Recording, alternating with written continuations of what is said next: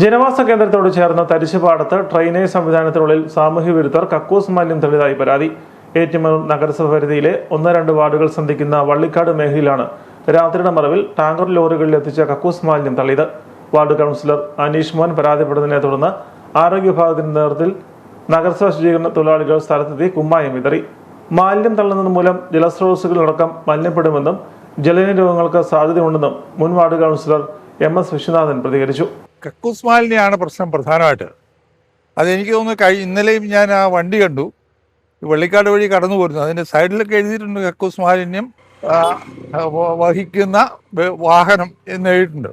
ഈ സാധനം എവിടുന്നാണ് എടുക്കുന്നതെന്നും എവിടെയാണ് അടിക്കുന്നതെന്നും നമുക്കറിയാൻ കഴിഞ്ഞാണ് നമ്മൾ അറിയുന്നത്.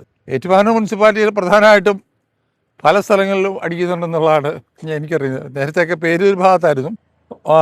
ഏറ്റുമാനൂർ മുനിസിപ്പാലിറ്റി 2-ാം വാർഡിൻ്റെ 1-ാം വാർഡിനെ കൂടെ ചേരുന്ന വള്ളിക്കാട് എന്ന സ്ഥലത്താണ് ഇന്നലെ ഇത് ദൃശ്യമായത്. യഥാർത്ഥത്തിൽ പറയുകയാണെങ്കിൽ കാണുന്നിടത്ത് വെച്ച് തന്നെ ഈ വണ്ടി കസ്റ്റഡിയിലെടുക്കുകയും അത് തിരിച്ച് അവർക്ക് കിട്ടാതിരിക്കത്തക്കവണ്ണം വേണ്ട നടപടികൾ സ്വീകരിക്കുകയും ചെയ്താലേ ഇത് നിന്നു പോവുള്ളൂ, അല്ലെങ്കിൽ നിൽക്കാൻ സാധിക്കുകയുള്ളൂ എന്നാണ് എനിക്ക് തോന്നുന്നത്.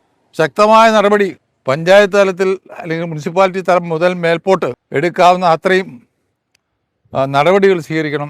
നഗരസഭയിലെ പലയിടങ്ങളിലും പതിവായി കക്കൂസ് മാലിന്യം തള്ളുന്നതായാണ് ആക്ഷേപം വരുന്നത്.